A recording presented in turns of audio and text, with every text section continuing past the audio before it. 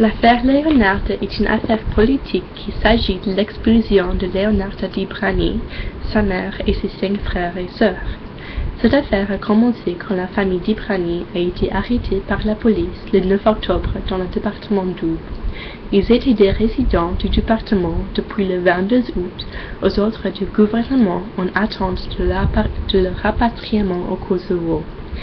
Léonard, 15 ans et élève de 3e au collège de Pontarlier, a été interpellée en participant à une sortie scolaire.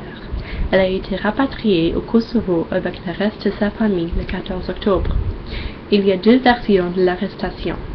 Une version dit que Léonard est descendu du bus avant d'être prise par la police, et l'autre est que l'arrestation s'est passée dans la cour à son école.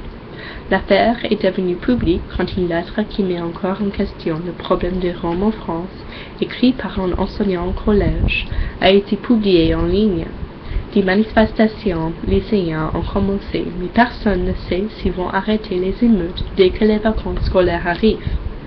L'enquête qui a été menée a conclu que l'expulsion de la famille n'est pas la faute du gouvernement français. 65 des Français seraient opposés au retour de la fille, et la position de Manuel Valls serait soutenue par 74 des Français. Il faut aussi prendre en considération que le seul membre de la famille qui est kosovar est le père. Tous les enfants ont été nés en Italie, ne connaissent pas le Kosovo et ils ne parlent pas l'albanais.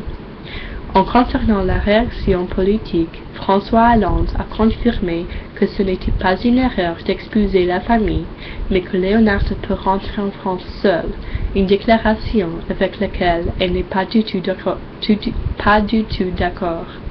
Une citation de Léonard que j'ai trouvée surtout captivante est « J'ai pas envie d'être envoyée parce que je suis bien là, avec ma mère, avec mes parents, je suis bien.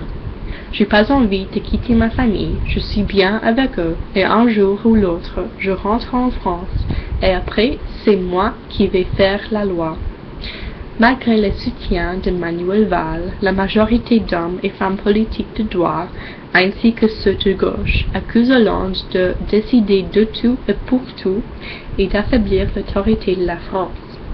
D'après un journaliste du journal Le Monde, cette affaire s'est muée en saga politique, qui rappelle la pire des émissions de télé-réalité. En ce moment, il n'y a pas de solution claire.